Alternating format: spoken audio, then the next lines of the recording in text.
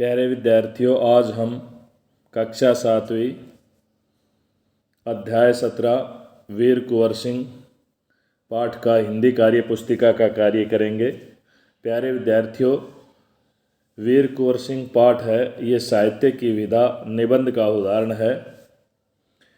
वीर कुंवर सिंह पाठ को लिखने का क्या उद्देश्य है? वीर कुंवर सिंह पाठ को लिखने का लेखक का उद्देश्य है लोगों में देशभक्ति एवं राष्ट्रीयता की भावना को जगाना। किस आंदोलन को अंग्रेजों के खिलाफ पहला मुख्य आंदोलन माना गया? 1857 की जो आज़ादी की लड़ाई थी उसको देश की आज़ादी का पहला आंदोलन माना गया। नीचे लिखे शब्दों से तुम क्या समझते हो? दमन की नीति का अर्थ है दबाने की नीति। बगावत का अर्थ है किसी के खिलाफ खड़े होना। रियासत का अर्थ है ब्रिटिश भारत के स्वायत्त राज्य या देशी राज्य। अधीनता का अर्थ है गुलामी, दास्ता। इस पाठ में बूढ़ा शेर किसे कहा गया है और क्यों कहा गया है? इस पाठ में बूढ़ा शेर वीर कुंवर सिंह को कहा गया है क्योंकि वे जुझारू थे।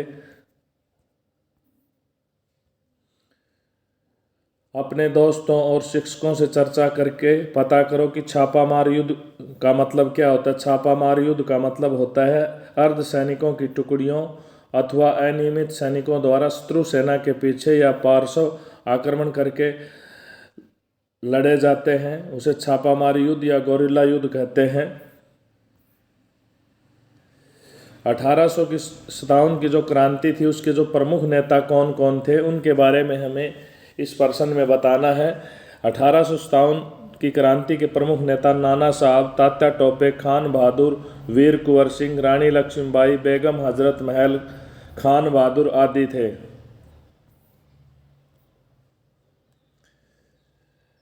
ये जो प्रश्न है इसमें हमें विलोम शब्दों के बारे में बताना है। विलोम शब्द का अर्थ क्या होता है? जिसका उल्टा अर्थ निकले या जो उल्टा अर्थ देने वाला हो उसे विलोम शब्द कहते हैं। ऐसे ही कुछ शब्द दिए गए हैं, उन शब्दों का हमें विलोम शब्द बताना है। मिलना का विलोम शब्द बिछुड़ना होगा, अंतिम का विलोम शब्द पहला होगा, फैलना का विलोम शब्द सिकुड़ना होगा, विजय का विलोम शब्द पराजय होगा।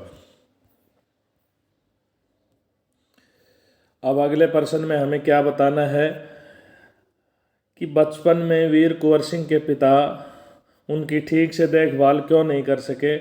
उसका कारण था उसके परिवार की जो पारिवारिक उलझनें थी, उस वजह से वे अपने बेटे वीर कुंवर सिंह का अच्छे तरीके से देखभाल नहीं कर सके या लालन पालन नहीं कर सके। अगला प्रश्न आता है, गुप्त बैठकों की योजना बनाने के लिए वीर कुंवर सिंह ने किस मेले को चुना या मेले को ही क्यों चुना?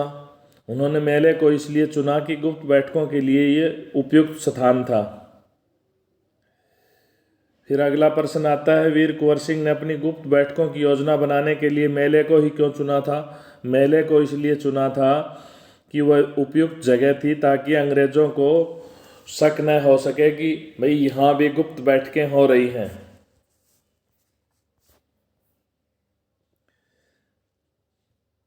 अब ये कविता की कुछ पंक्तियां दी गई हैं।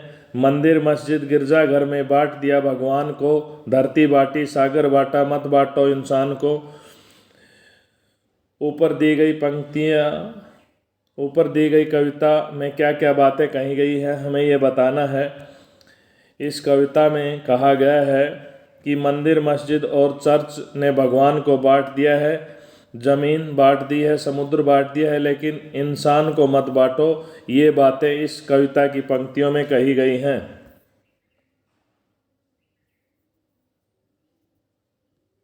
अपने जिले या राज्य के किसी स्वतंत्रता सेनानी का नाम लिखना है। हमारा जिला महेंद्रगढ़ है और महेंद्रगढ़ जिले के स्वतंत्रता सेनानी का नाम राव तुलाराम जी हैं। इन्होंने 1857 की क्रांति में नसीबपुर में अंग्रेजों के खिलाफ युद्ध लड़ा। इनका जन्म रामपुरा गांव में 9 सितंबर 1825 में हुआ। माता का नाम ज्ञान कुंवर था तथा पिता का नाम पूर्ण सिंह था। इनकी मृत्यु 23 सितंबर 1863 को हुई। किसी देशभक्ति कविता की 4 पंक्तियाँ लिखनी है। तुम न जान पाओगे पर मैं रोज लिखूंगा इधर उधर, कभी फूल की पंखुड़ियाँ बन, कभी एक पत्ती बनकर अपनी राह चली जाएगी। वीरों की सेना रण में रह जाऊंगा मौन व्रत, पर सोचा न जाने क्यों मन में।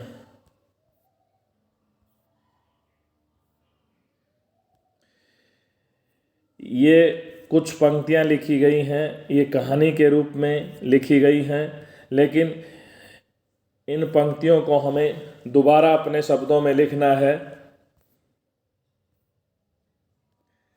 ऊंट और शियार में गहरी मित्रता थी। दोनों जंगल में एक साथ साथ रहते थे। वे घूमते हुए एक माली की बाड़ी में पहुंचे। माली की बाड़ी में फल सब्जी लगे हुए थे तथा उनको देखकर दोनों मित्रों के मुंह में पानी आ गया। माली को सोया देखकर वे दोनों बाड़ी में घुस गए तथा खाना शुरू कर दिया। चालाक शियार ने जल्दी खरबूजा, ककड़ी और तरबूज खाकर पेट भर लिया। ऊंट बेल तथा पत्तियां खा रहा था। तब शियार के मन में एक विचार आया कि मेरा चिल्लाने का मन कर रहा है।